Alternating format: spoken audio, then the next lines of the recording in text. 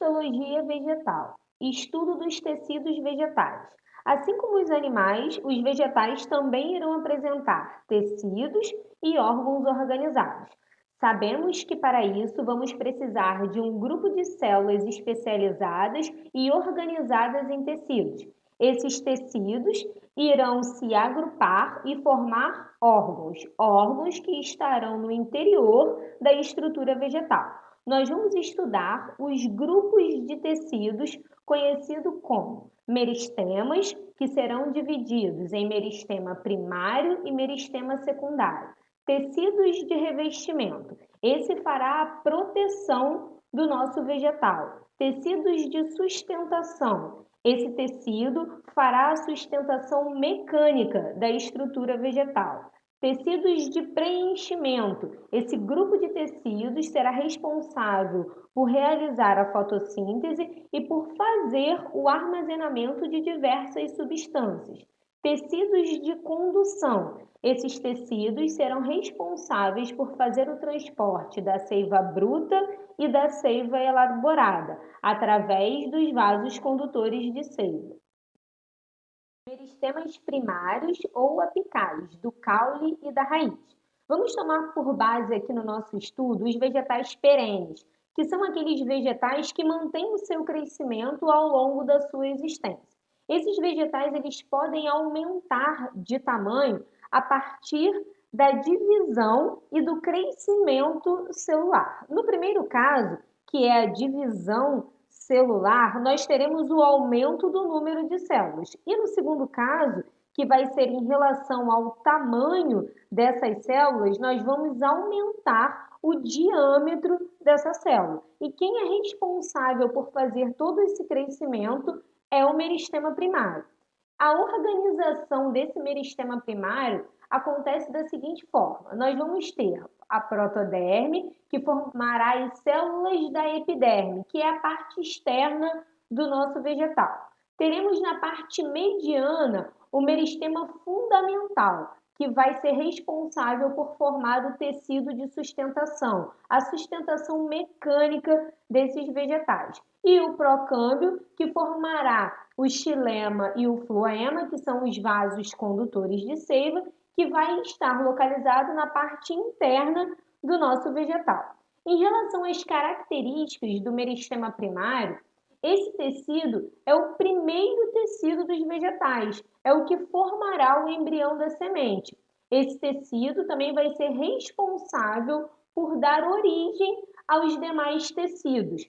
Vamos ver o fato desse tecido, desse meristema, formar outros tecidos e também fazerem parte do grupos de células indiferenciadas. Então vamos lá. Esses tecidos eles serão responsáveis pelo crescimento do vegetal através de altas taxas de mitose, ou seja, através do número de células. Então, nesse caso, nós vamos ter o primeiro caso que nós falamos anteriormente, que é o fato de aumentar o número das células e não o diâmetro das células. A partir das mitoses, a partir das divisões celulares, teremos dois grupos celulares.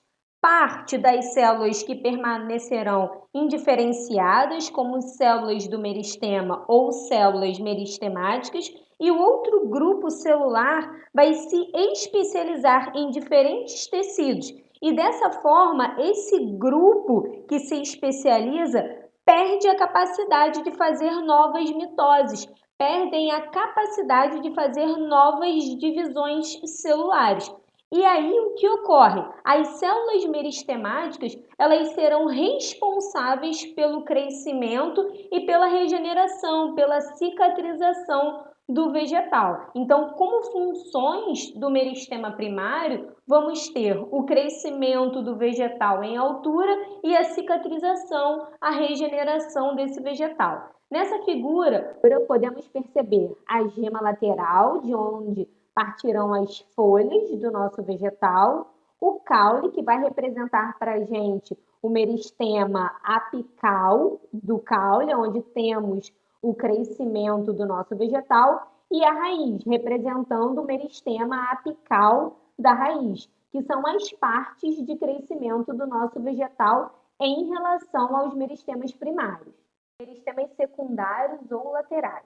Os meristemas secundários, eles vão ser formados por células organizadas em círculos e vão originar raízes e caules. Em relação à organização dos meristemas secundários, nós vamos ter o filogênio, que vai formar a casca, a parte mais externa do nosso vegetal, e o câmbio vascular, que é a parte interna, onde estarão inseridos os vasos condutores de seiva, o xilema e o floema. Então, aqui, através dessa figura, a gente consegue perceber o filogênio, que é a parte externa do nosso vegetal, a casca do nosso vegetal, o câmbio vascular, que formam os vasos condutores de seiva, xilema e floema. E em relação às características desse meristema, que é o meristema secundário, eles vão ocorrer em raízes e caules. E esse crescimento é um crescimento secundário, é um crescimento em relação ao diâmetro, o crescimento em relação à espessura desse vegetal. Como o meristema secundário, ele é um meristema que surge através de células diferenciadas, precisamos entender como que esse crescimento ele vai ocorrer, né? De que forma essas células, já que elas são diferenciadas, como que elas vão promover o crescimento em relação à espessura desse vegetal. Então, algumas células diferenciadas que não são mais capazes de promover o crescimento do vegetal em relação à altura, né, elas passam por um processo de desdiferenciação, ou seja, elas readquirem a capacidade de fazer mitose, elas readquirem a capacidade de fazer diferenciação celular. E através dessa desdiferenciação ocorre um crescimento secundário, o crescimento em relação à espessura desses vegetais, porque o crescimento primário vai promover o crescimento do vegetal em relação à sua altura. E aí coloquei aqui para a gente lembrar os tipos de crescimento que o nosso vegetal pode fazer. O crescimento primário ou longitudinal, que será promovido pelos meristemas apicais do caule e da raiz, e o crescimento secundário ou diametral, que é o crescimento originado através da desdiferenciação celular, promovido pelos meristemas laterais, pelos meristemas que vão se organizar em relação ao filogênio e ao câmbio vascular. Tecido de revestimento ou proteção. Há dois tipos de tecido de revestimento em plantas.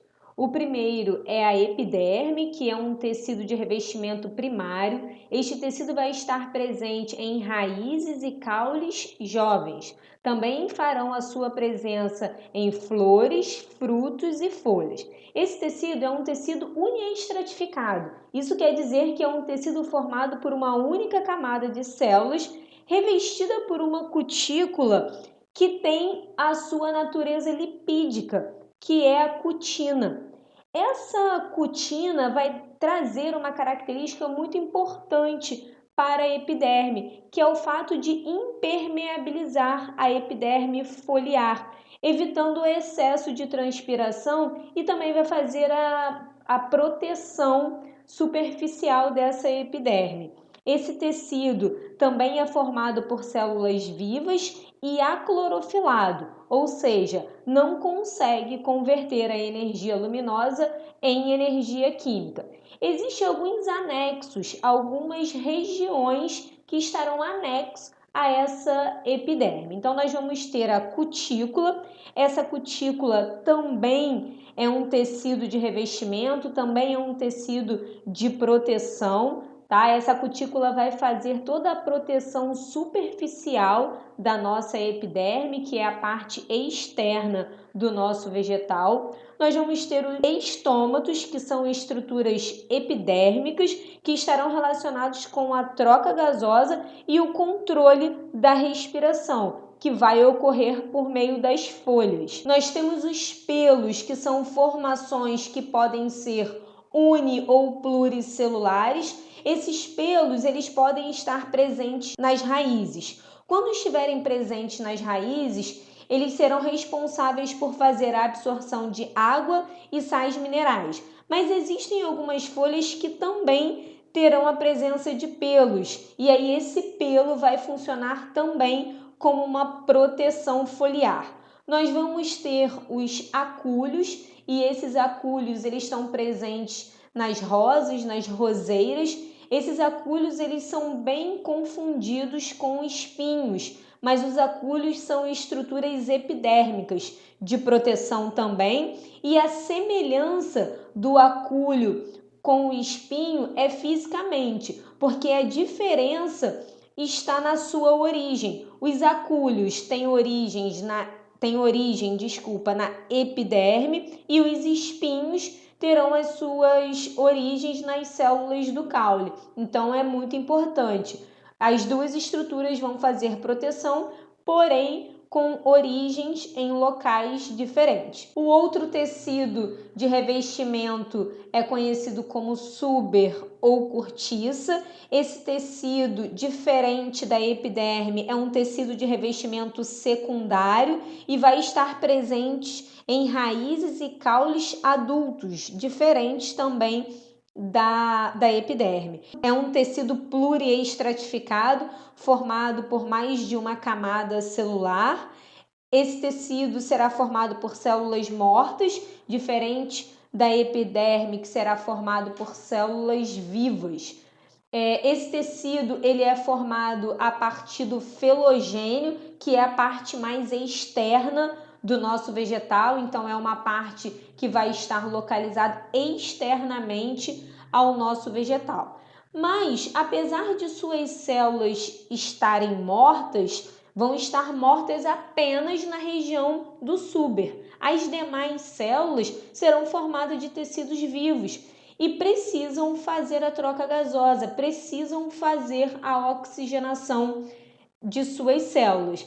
E essa oxigenação vai ocorrer por meio de estruturas chamadas lenticelas, que são pequenas rupturas no caule do nosso vegetal. Para finalizar os tecidos de revestimento, eu vou explicar por que alguns caules irão apresentar essa espécie de casca fina que vão representar o suber no nosso vegetal. Como o suber ele é um revestimento externo, ele tende a apresentar essas rachaduras, ele tende a apresentar essas cascas mais secas. Isso vai ocorrer porque as partes internas do vegetal permanecem crescendo em espessura e deixam o caule com essas cascas, como se fosse uma troca desse tecido. E essa casca mais fina, ela vai permitir a entrada de gases, fazendo com que esses gases possam fazer a oxigenação desse vegetal. Essas placas, essas cascas, entre aspas, que vão ficar presentes no caule, são chamadas de ritidona, tecidos de sustentação, mecânicos ou esqueléticos. Os tecidos de sustentação irão aparecer a partir das pteridófitas, com o surgimento dos vasos condutores de seiva. Esses vasos condutores de seiva vão permitir o crescimento do vegetal em altura. Briófitas e algas não apresentam tecidos de sustentação. Por quê? As briófitas são de pequeno porte e avascularizadas, e as algas não apresentam tecidos verdadeiros. Existem dois tipos de tecidos de sustentação. O primeiro é o colênquima, que será formado por células vivas. Essas células vão apresentar grande depósito de celulose em sua parede celulósica. É um tecido flexível, vai estar presente em vegetais jovens e em pecíolos das folhas, que é aquele elo de sustentação, aquele elo de ligação entre o caule e a folha. Esse tecido ele vai acompanhar o crescimento do vegetal. Enquanto o vegetal estiver crescendo, o colênquima vai estar presente. O outro tipo é o esclerênquima, é um tecido mais rígido, mais rígido, não é tão flexível quanto o colênquima. Esse tecido vai ser formado por células mortas e vai ocorrer em vegetais adultos. O esclerênquima pode ser formado de células longas em formato de fibras, mas também podem apresentar células curtas. Essas células curtas irão realizar um revestimento mais endurecidos, que vão estar presentes na proteção, vão envolver as sementes. Tecidos de preenchimento, parênquimas. Os parênquimas são os tecidos em maior quantidade nos vegetais, porque esses tecidos eles vão apresentar muitas funções, como preenchimento, sustentação das partes jovens e vão realizar o fator metabólico mais importante de um vegetal, que é a fotossíntese. Também podemos chamar o parênquima clorofiliano de parênquima assimilador. Esse parênquima vai ter as seguintes características: as suas células vão ser vivas e espaçadas, separadas umas das outras. As suas células irão possuir grande quantidade de cloroplasto, que é a organela citoplasmática responsável por armazenar o pigmento de clorofila, e vão estar presentes nas folhas, que é o principal órgão fotossintetizante, e em alguns caules. Esse tecido, ele pode se apresentar, ele pode se organizar em dois tipos. O parênquima clorofiliano lacunoso, que vai apresentar células com formatos irregulares e com grandes espaços, com grandes lacunas, e esse tecido ele vai estar bem próximo à epiderme foliar. O outro tipo é o parênquima clorofiliano palissádico, que irão apresentar células alongadas e unidas e com grande quantidade de cloroplasto. A principal função desse tecido é realizar a fotossíntese. Vamos ver fisicamente como esse tecido ele é organizado. Então, nós temos aqui o parênquima palissádico na parte superior da nossa epiderme foliar. Logo abaixo nós temos o parênquima lacunoso, e aí para a gente não errar, o parênquima palissádico ele sempre vai estar mais próximo à epiderme e o lacunoso vai estar embaixo, aonde estarão inseridos vasos condutores de seivas e os estômatos, que são estruturas responsáveis por fazer a transpiração do nosso vegetal. Parênquimas de reserva armazenam substâncias diferentes que irão exercer funções importantes nos vegetais. Esse tecido ele vai ser importante por acumular substâncias dentro de regiões específicas do vegetal. Então, vamos ter o parênquima amilífero, que vai armazenar amido como reserva energética. Como exemplo, nós vamos ter a mandioca e a batata.